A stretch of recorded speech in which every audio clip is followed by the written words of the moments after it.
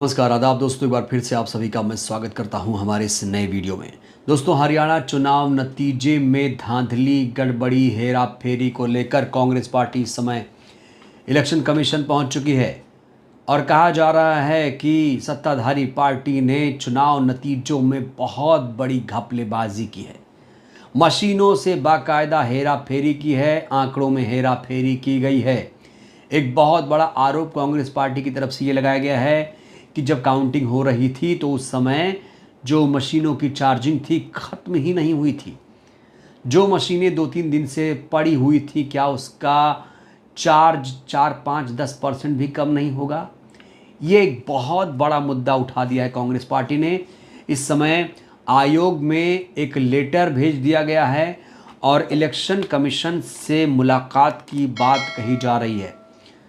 20 सीटों पर दोबारा चुनाव कराए जाने की बात कांग्रेस पार्टी कह रही है। दोस्तों, इस बीच कांग्रेस पार्टी ने कुछ सीटों को लेकर एक लिस्ट जारी कर दी है और ये वो सीटें हैं जहां पर सत्ताधारी पार्टी ने भारी गड़बड़ी की है। भारी गड़बड़ी की यहां पर आशंका जाहिर की जा रही है, क्योंकि इन सीटों पर जिस तरीके से कांग्रेस पार्टी की हार हुई है उससे कई सारे सवाल खड़े हो रहे हैं।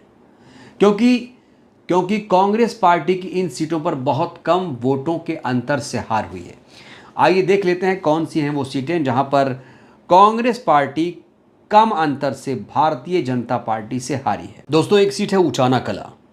यहां पर बीजेपी ने जीत हासिल की है। कांग्रेस यहां पर मात्र 32 वोट से हारी है। सोचिए, 32 वोट से। डबवाली एक सीट है। इनेलो आईएनएलडी से हारी है 610 वोट से।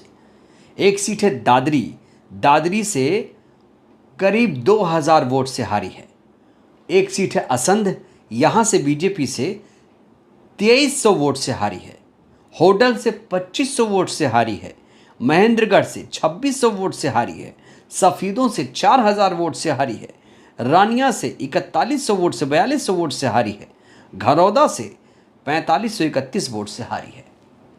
ऐसी कुछ और सीटें हैं जिसको लेकर आंकड़े कांग्रेस पार्टी ने जारी किए हैं और इन्हीं सीटों पर कांग्रेस पार्टी को हेरा फेरी का शक है।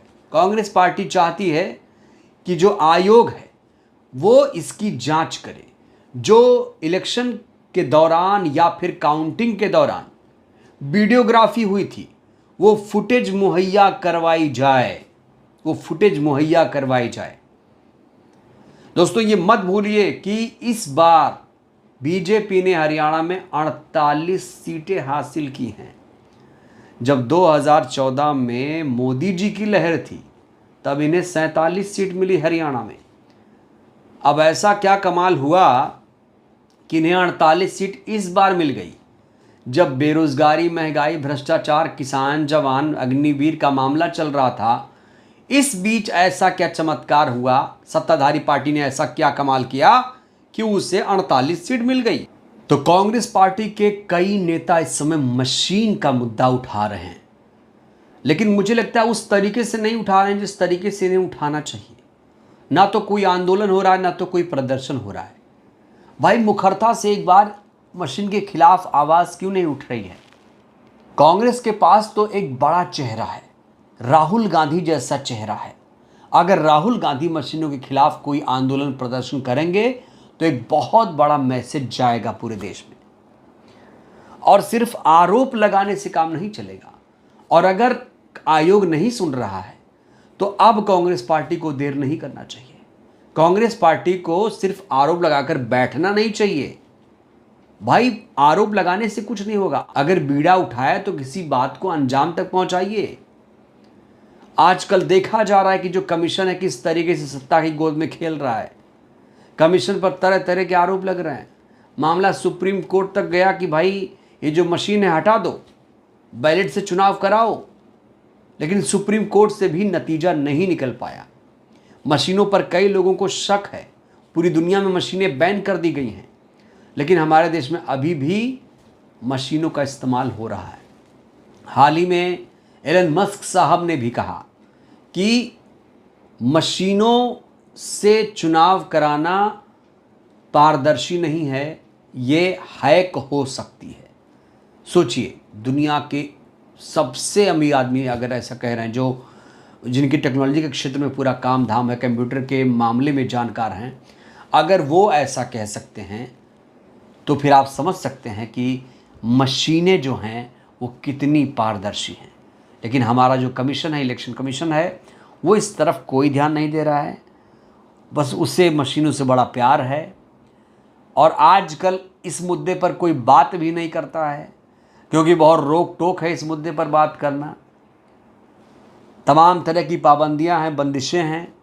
इस बीच कांग्रेस पार्टी ने हार की समीक्षा की, जिसमें राहुल गांधी भी बैठक में मौजूद थे और राहुल गांधी इस बैठक में बहुत नाराज़ दिखे। उन्होंने कहा कि नेताओं के निजी स्वार्थ पार्टी हित से ऊपर रहे, जिसके चलते हार का सामना करना पड़ा। इस बैठक में ना तो शैलजा थी, ना तो हुड्डा थे, ना तो सुरजेवाला थे, किसी को नहीं बुलाया गया, क्योंकि बहुत टशन चल रहा था ना, अंतर्कलह भी है यहाँ पर। तो एक तरफ तो वोट कटवा की बात आ रही, एक तरफ मशीन की बात आ रही है। अब कांग्रेस पार्टी ने आरोप तो लगा दिया, सबूत भी दे रही है। देखते हैं इनके सबूतों पर आयोग कितना ध्यान देता है और इस मुद्दे को कैसे आगे बढ़ाएगी और इस मुद्दे पर कैसे आगे बढ़ेगी कांग्रेस पार्टी। क्या राहुल जी मशीनों के खिलाफ कोई बड़ा आंदोलन करेंगे, प्रदर्शन करेंगे? ये भी अपने आप में एक बहुत बड़ा सवाल है।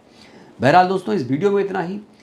हरियाणा नतीजों को लेकर आप लोग क्या कहेंगे, अपनी प्रतिक्रिया दीजिए। बहुत बहुत धन्यवाद, शुक्रिया।